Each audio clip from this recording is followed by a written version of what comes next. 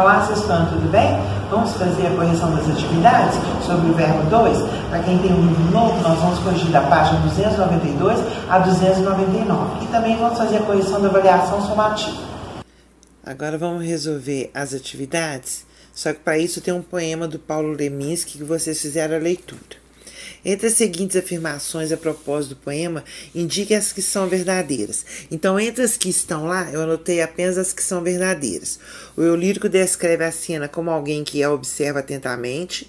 Uma ação corriqueira que geralmente passa despercebida é descrita de forma poética com sensibilidade. Número 2. Observa as formas verbais pausa e pousa, empregadas no poema. Discuta com seus familiares e responda. Qual os significados que elas têm no contexto? Então, pausa é quando para, interrompe, descansa. E pousa. Pousa é interrompe o voo, desce. Em qual tempo e modo verbal que elas estão? Estão no presente do modo indicativo. Um desses verbos não costuma ser utilizado para fazer referência à ação de pássaros. Qual que é ele? Levante hipótese. Quais efeitos de sentido são construídos no poema pelo emprego desse verbo? Então, trata-se do verbo pausar. O seu emprego dá a ideia de que a cena está congelada, como se o tempo tivesse parado quando o passarinho pousou na torre da igreja. Releia este trecho. O passarinho pausa, pousa assim feito, pousasse, o efeito na causa. A palavra feito aí no contexto estabelece uma comparação. Quais são os elementos que estão sendo comparados? O modo como o passarinho pousa é comparado ao efeito e a torre da igreja à causa.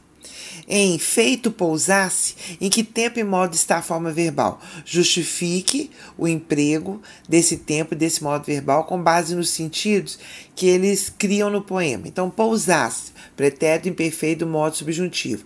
Esse tempo e esse modo foram empregados porque a situação de o passarinho pousar acontece apenas na imaginação e não na realidade, fazendo parte de uma comparação hipotética. Letra C. Considerando a relação que há, em geral, entre efeito e causa, interprete. Qual relação, no plano hipotético, o eu lírico imagina que ocorre entre o passarinho e a torre da igreja?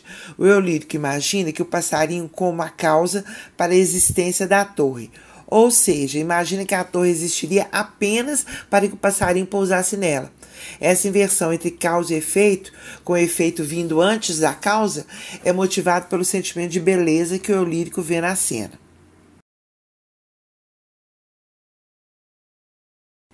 Agora vocês têm aí a avaliação somativa, a correção dela, as alternativas, façam a correção.